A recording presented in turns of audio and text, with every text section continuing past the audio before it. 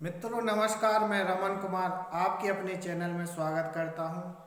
तो आज मैं लेकर आया हूं वैदिक साहित्य से संबंधित वीडियो यजुर्वेद। आज हम चर्चा करेंगे यजुर्वेद को लेकर। तो यजुर्वेद का परिचय जानेंगे। यजुर्वेद में किस प्रकार का विषय है, किस प्रकार का इसमें वर्णन मिलता है, कौन कौन से मुख्य प्रश्न प्रतियोगी परीक्षाओं में पूछे जाते हैं, तो इसके बारे में चर्चा करते हैं। तो आइए जानते हैं यजुर्वेद ग्रंथ के बारे में। प्राचीन काल में यजुर्वेद की कुल 101 शाखाएं थीं। तो 101 शाखाओं का उल्लेख मिलता है।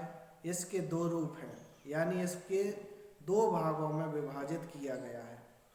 पहला है शुक्ल यजुर्वेद, दूसरा है कृष्ण यजुर्वेद। यानी ये कहें कि प्रथम कृष्ण यजुर्वेद है, दूसरा है शुक्ल यजुर्वेद। कृष्ण यजुर्वेद की सबसे अधिक प्रसिद्ध शाखा है तैत्तिरीय संहिता, और शुक्ल यजुर्वेद की सबसे प्रसिद्ध शाखा है वाजसनेयी संहिता। कुछ लोग इसे ही मूल यजुर्वेद कहते हैं। इसमें केवल मंत्रों का संग्रह है। वाजसनेयी संहिता में केवल मंत्रों का संग्रह है, जबकि कृष्ण यजुर्वेद की संहिताओं में ब्राह्मण ग्रंथ के विषय भी शामिल कर लिए गए। तो कृष्ण यजुर्वेद की अन्य संहिताएं भी हैं।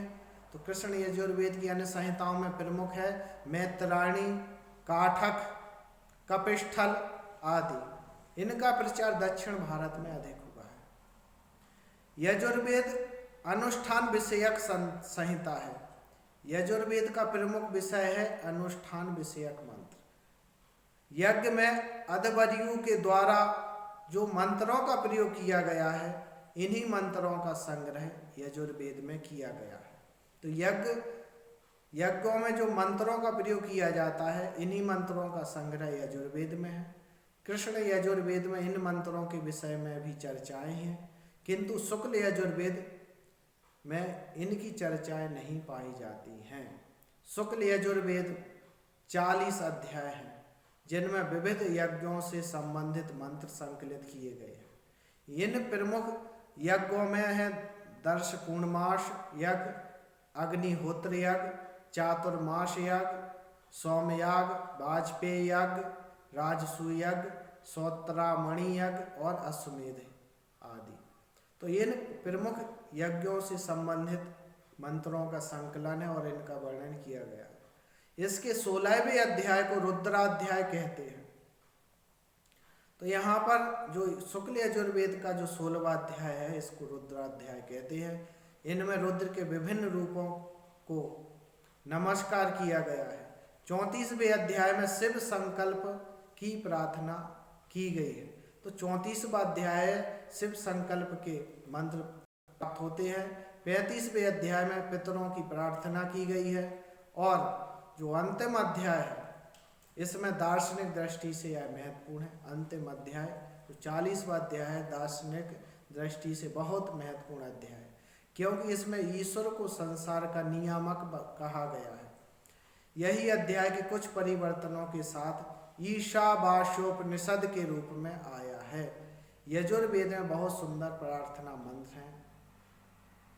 तो यहाँ पर विभिन्न प्रकार की प्रार्थनाएं देवताओं से की गई हैं, मंत्रों के रूप में उपलब्ध हैं। यजुर्वेद में कुछ मंत्र पद्यात्मक हैं और कुछ गद्यात्मक हैं। कर्मकांड में उपयोगी होने के कारण यजुर्वेद अनेक अन्य सभी वेदों में सबसे अधिक लोकप्रिय है। तो यजुर्वेद क्या है कि इसमें कर्मकांडी मंत्र हैं, इसलिए यह सबसे अधिक लोकप्रिय ग्रंथ है। वेदों के अधिकांश भाष्यकार यजुर्वेद पर व्याख्या लिखना अपना पहला कर्तव्य समझते हैं।